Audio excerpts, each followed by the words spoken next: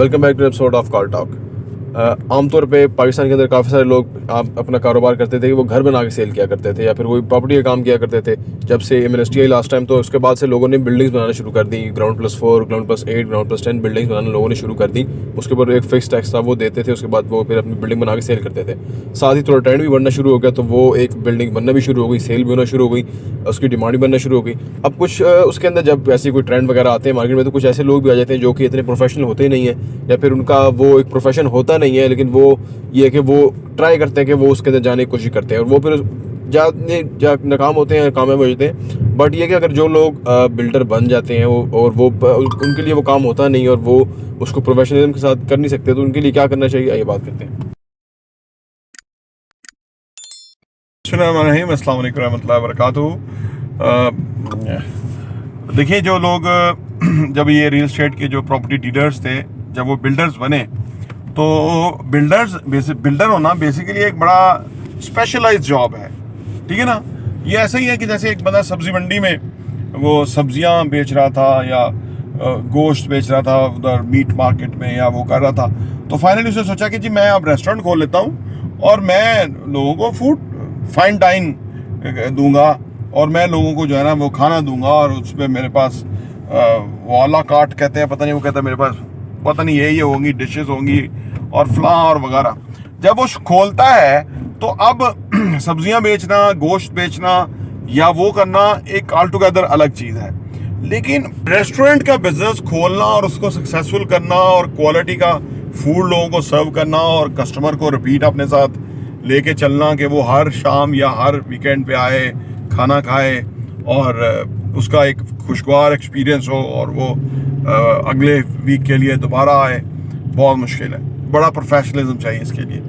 अब ये जो लोग सब्जी मंडी वाले या वो जो मीट बेचने वाले जब रेस्टोरेंट में आए और उनका चला नहीं, अब वो किसी को क्या कहेंगे? किसी को गोली तो नहीं मारेंगे कि भाई आपने हमारे रेस्टोरेंट में खाना ना खाया तो गोली मार देंगे। ये तो नहीं हो सकता ना, बिजनेस है। इसी तरह ये जो बिल्डर हैं जिनको बनाना नहीं आता या जिनको कमिटमेंट को ओन नहीं करना आता, तो ये बेसिकली एक डीलर है।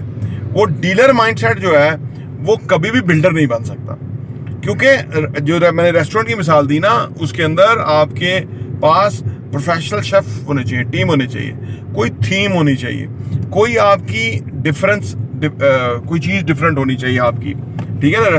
उसको चलाने के अपने डायनामिक्स है। सब्जी मंडी में सब्जी बेचना या मीट मार्केट में गोश्त बेचना वो एक सेपरेट चीज़ है, उधर भी सफाई सुथराई चाहिए।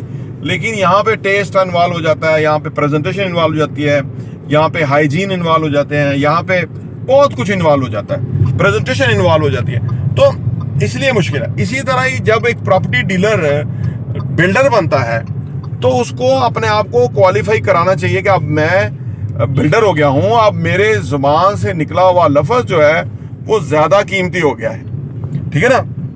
अदरवाइज तो आपने देखा ना, कईयों ने साल हो गया शुरू किया, लोगों से डाउन पेमेंट भी ले ली, अभी तक वो कंस्ट्रक्शन ही शुरू कर सके। मतलब बेसिकली नालायक लोग हैं।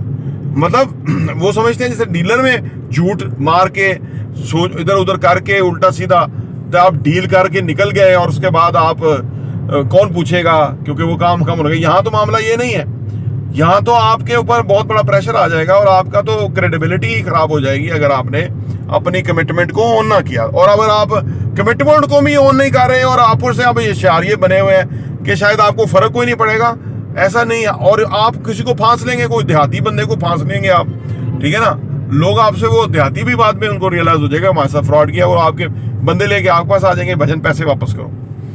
तो मसला ये है कि जो प्रॉपर्टी डीलर जिन्होंने खोला और उन्होंने अक्सर ने लोगों का नुकसान किया कि भाई उनको काम करना नहीं आता, उस काम में चले गए जिसके लिए उनको अच्छा फिर जोर देते हैं कि गाड़ी अच्छी ले लें, दफ्तर अच्छा बना लें, काम ना करें। भाई जो आपका काम है, किसी को आपकी अच्छी गाड़ी से कोई गर्ज नहीं है। आपने इंस्टॉलमेंट पे गाड़ी ले ली है उसको दिखाने के लिए, उससे किसी को कोई गर्ज नहीं है। आपने दफ्तर बना लिया है और आप उसमें सांप बन के बैठे हैं, उससे कोई गर्ज नहीं है किसी को। उसको गर्ज है कि जो उसने डाउन पेमेंट दी थी या उसने इंस्टॉलमेंट दी थी वो बिल्डिंग पे लगी नहीं है। ये आप बहुत बड़े कसूरवार हैं इस चीज के, ठीक है ना। अब आप ये इसी तरह आसानी में भी आप छूटेंगे नहीं। ये कसूर आपने जो किया इसका बहुत बड़ा खमियाजा होगा, आपको भुगतना पड़ेगा, क्योंकि मार्केट में आपका बैड नेम बन जाएगा। जब आपका बैड नेम बन जाएगा तो एक तुम्हें तो आपने कोई लोगों को फांस लिया, अगले में आप फांस नहीं सकेंगे लोगों को, अगले में आपका खुद बेड़ा गर्क हो जाएगा। क्योंकि जब आप देखो एक मकाफाते अमल है, जब आप लोगों के साथ खेलते हो ना फिर आपके साथ वक्त आपके साथ खेलता है, और उस वक्त आपका जो हशर होगा वो बड़ा खतरनाक होगा। कुछ लोगों को अपने अंजाम का अंदाजा ही नहीं होता ना, क्योंकि वो चीज़ों को बड़ा हल्का लेते हैं। ऐसे लोग जो है मार्केट में बेसिकली बदनाम हो चुके होते हैं। लोगों को पता होता है कि यार ये लोग जो हैं किसी काम के नहीं है और इनके पास फंसना नहीं है। मैंने अर्ज किया ना कि उनकी गेम छोटी से छोटी हो जाती है। गेम आपकी तब बड़ी होती है कि जबकि आप को ये समझ आए अगले को कि भाई बंदा जो है वो अपनी बात पे डट जाने वाला बंदा है, फायदा पहुंचाने वाला बंदा है, सिर्फ अपना फायदा लेने वाला नहीं। आपने बंदे का 1 साल हो गया, उसने पैसे भी दिए, डाउन पेमेंट, किस्तें भी आपने एक आध ले ली और आपने काम भी नहीं किया, और अब आप जो है आगे से आएँ बाएँ शाएँ, कोई लॉजिकल कोई प्रॉपर जवाब भी नहीं है, और आप ये समझ रहे हैं कि शायद ये इस तरह चल जाएगा। ये वो पंजाबी में कहते हैं थुक से पकोड़े नहीं तले जाते। ये प्रॉपर्टी डीलर थुक से पकोड़े तलने के चक्कर में होते हैं, ठीक है ना।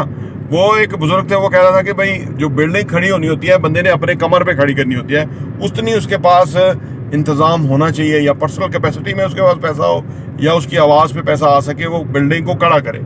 ऐसे कई नाकाम है कि प्रोजेक्ट शुरू करके तो बस पीछे मुँह करके बैठे हुए हैं। इसकी वजह क्रेडिबिलिटी, इसकी वजह कि मिस कमिटमेंट, इसकी वजह कि वो उन्होंने डिसऑनेस्ट रहे। तो ये जो लोग हैं जो बिल्डर बने हुए हैं, प्रॉपर्टी डीलर, और वो डिसऑनेस्टी का मुजाहरा करते रहे हैं, लेकिन वहाँ तो चलता नहीं था, यहाँ अब पता लग जाएगा लोगों को। तो वो फिर जब आप उनके लोग जुलूस निकाल देंगे तो आप सोचो तो वो क्या कारोबार होगा, देखिए ना। तो इसलिए दानिशमंदी का तकाजा ये होता है कि अगर आप 2 कनाल का कर सकते हैं तो 1 का शुरू करें, 1 कनाल का कर सकते हैं तो 8 मरले का शुरू करें, 8 मरले का कर सकते हैं तो 5 मरले का शुरू करें, सो दैट कि आप एक बेहतरीन एक्सपीरियंस के करके अगले को आप उसकी कमिटमेंट ऑन करें कि जी before 6 month, before 3 months I have done this, कि मेरी जो आपसे कमिटमेंट थी मैंने वो ऑन कर दिया। और वो अगला भी कहेगा कि यार आप नेक्स्ट टाइम कहाँ काम करेंगे या क्या काम करेंगे मुझे ज़रूर बताइएगा।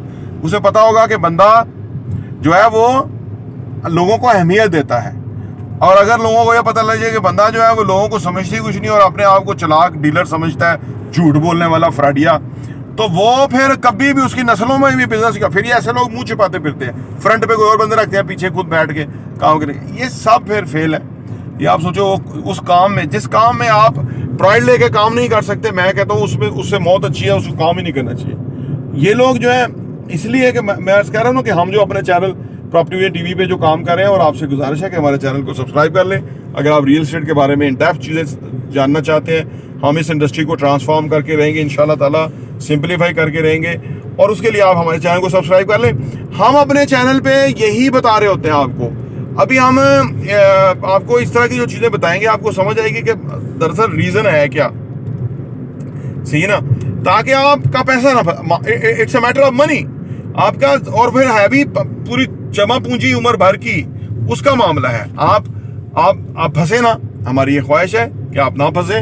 और ये जो चोर नुमा डीलर हैं या चोर नुमा ये बिल्डर जो हैं, इनको हम मंजरे आम पे लेकर आएंगे, इनको मार्केट से निकाल बाहर करेंगे, क्योंकि उसकी वजह ये है कि वो लोग जो है ना वो लोगों के साथ गलत कर रहे हैं, ज्यादती कर रहे हैं लोगों के साथ। तो वो हमारी कोशिश है कि हम अपने चैनल, क्योंकि चैनल में एडवांटेज हमें ये है कि हमारे बहुत सारे लोगों तक बात जाती है, और उसमें अगर किसी का फ़ायदा हो जाए तो ये बहुत अच्छी बात है। रमज़ानुल मुबारक में के महीने में जो रोज़ा, नमाज, इबादत, कुरान पाक की तिलावत, उसका सवाब है ही है, लेकिन रमज़ानुल मुबारक में भी अगर कोई इस तरह का काम आपसे अच्छा सरजद हो जिसकी वजह से किसी का पैसा बच जाए, किसी का नुकसान ना हो, ठीक है ना, और ये उससे भी कहीं ज़्यादा अजर व सवाब है, क्योंकि हमारा दीन जो है वो बड़ा फितरी दीन है, यानी फितरत के ऐन मुताबिक है, ठीक है ना ये दिखावे को पसंद करता है, ना ही ये कोई इसका कोई इंतज़ाम ऐसा है। इसमें जज़ा सज़ा का कानून अल्लाह ताला की ज़ात के ने बहुत डिफ़ाइन कर दिया हुआ है, और हमारा उसके ऊपर पक्का और सच्चा ईमान है कि अगर आप सोचें भी अच्छा मशवरा दें, वो अमानत के तौर पे है, तो अच्छी बात करें वो सदका जारिया के तौर पे है, अच्छा काम करें, वो आपकी इन्वेस्टमेंट की तरह क्या कि रोजे मैशर आपको पता ही नहीं होगा, वो जो हिसाब किताब का टाइम होगा तो वो नेकियां निकल आएंगी, आपको हैरान होंगे कि ये तो मैंने कैसे की, मुझे तो याद भी नहीं है। लेकिन यही अगर आपका अच्छा तरीका रहेगा ज़िंदगी में तो आपके ये जो नामा अमाल है ये अच्छा बनता रहेगा। और इसी तरह ही अगर गलत तरीका होगा तो गलत नामा अमाल बनता रहेगा। अल्लाह पाक से दुआ है, अल्लाह पाक हमें और हम सबको अच्छे लोगों के मत्थे लगाए, अच्छे लोगों से तल्लक बनाए, अच्छे लोगों के साथ हमारा उठना बैठना रखे, अच्छे लोगों के साथ हमारा शुमार हो, और बुरे लोग, गंदे लोग, इन लोगों से अल्लाह हमारी जान छुड़ाए, हमारी जान बचाए, हम इनके यहाँ ना फंसे, सो दैट कि और लोग भी ना फंसे और किसी का नुकसान ना हो। प्रॉपर्टी टीवी देखने का बहुत बहुत शुक्रिया।